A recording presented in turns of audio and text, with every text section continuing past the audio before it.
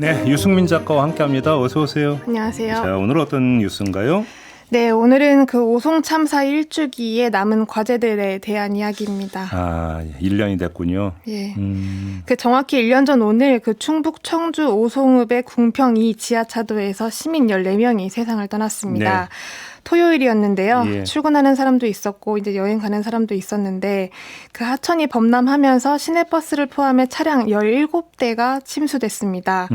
14명이 숨지고 이제 16명이 다치는 참사였는데 좀 이런 참사가 반복되지 않으려면 재발 방지 대책을 세워야 하고 또 대책을 세우려면은 책임 규명이 먼저 이루어져야 하는데 네. 아직 검찰 수사도 끝나지 않은 상황입니다. 좀 이렇게 미완의 과제가 남아있는 상태로 1주기를 맞이했고요. 한마디로 인재였던 거잖아요, 이거. 예, 그렇습니다. 오송 참사 같은 경우에는 초기부터 인재라는 지적이 있었거든요. 네. 그래서 국무조정실에서도 이제 부실 제방 공사 그리고 부실 대응 이렇게 두 가지를 참사 원인으로 지목을 했습니다. 여기에 이제 관련된 책임자를 가려내는 게 수사본부의 핵심 과제였고요. 그럼 수사도 그 두 갈래로 진행이 됐던 거고요. 예, 그렇습니다. 그 검찰이 이제 부실 제방 공사로는 시공감리 업체가 부실하게 제방을 쌓아 올렸기 때문에 참사 원인을 제공했다라고 판단을 했고요. 예. 부실 대응 같은 경우에는 도청과 시청 그리고 경찰과 소방이 안일하게 대처를 했기 때문에 인명 피해를 키웠다라고 판단을 했는데요. 예. 결과적으로 6개 기관에서 공무원 그리고 공사 관계자 42명이 재판에 넘겨졌고요. 법원이 이제 참사 원인을 두고 기본적인 원칙도 기준조차 지키지 않은 중대한 과실이다라고 판단을 했는데 네. 그 결과 이제 현장 소장과 감리단장이 1심에서 각각 징역 7년 6개월 그리고 징역 6년을 선고받았습니다. 예. 하지만 이들은 이제 항소한 상태고요. 그리고 실무자랑 중간 관리자에 대한 책임 규명이 좀 일단락지었다고는 하는데 아직 하나 남은 게 좀 있습니다. 이거 뭔데요, 그게? 최고 책임자들한테 예. 어떤 책임을 지울까인데요. 그 김영환 충북지사 그리고 이범석 청주시장, 이상래 전 행복청장 이렇게 관련 기관장들에 대한 수사가 사실상 참사가 벌어지고 9개월이 지난 다음에서야 시작이 됐거든요. 예. 지난 3월이랑 5월에 이제 한 번씩 기관장들을 불러서 조사를 한 게 전부고 아직까지 좀 별다른 진전은 없습니다. 그러니까 이들에 대해서 사부 처리가 되려면 이게 중대 시민재해 혐의에 해당이 되어야 된다 이런 거죠. 예, 그렇습니다. 그 오송 참사 같은 경우에는 초기부터 제1호 중대 시민 재해에 해당될 가능성이 제기가 됐었고요. 네. 그 지난해 같은 경우에는 8월 달에 유가족 협의회에서 중대재해법 위반 혐의로 최고 책임자들을 고발한 상태입니다. 네.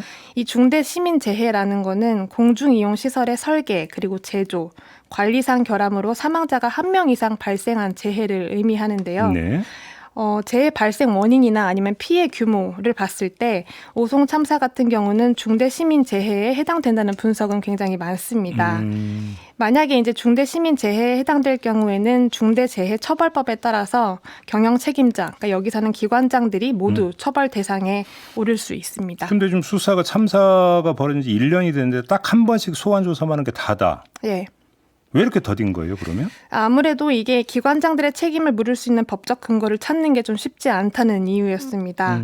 검찰이 여기에 대해서는 이제 모든 가능성을 열어놓고 수사를 하고 있지만 중대시민재해가 전례가 없는 데다가 또 사건 자체가 복잡하기 때문에 수사가 길어지고 있다. 뭐 이런 입장만 내놓고 있는 상태입니다. 이게 이제 사실은 이제 가장 큰 지금 그 관심사고 중요한 대목이다 이런 얘기가 되는 거잖아요. 예.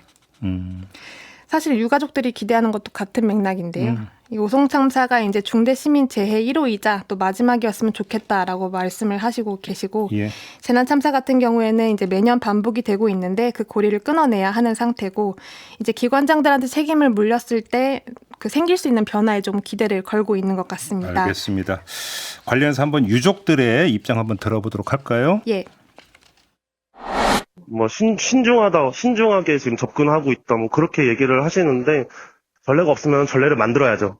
못해도 작년이 넘어가지 않을 거라는 생각을 하고 있었는데 점점 시간이 지나가면서 이제 해가 바뀌고 결국 지금 1주기를 넘기게 된 그런 부분이 이게 이렇게 길게 갈 사안인지 세월호는 노란색 리본이고 이태원은 보라색이고 저희는 이제 초록색이잖아요. 아리셀 참사는 이제 하늘색이에요.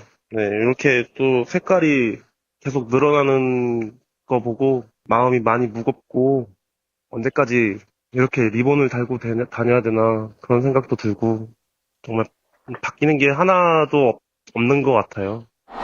네, 지금 이 목소리의 주인공은 747번 버스기사 고 이수영님의 아드님 되는 이중훈 씨의 예. 목소리였는데요. 바로 이게 유족들의 목소리고 좀 검찰이 이 목소리에 좀 귀를 기울였으면 좋겠다. 맞습니다.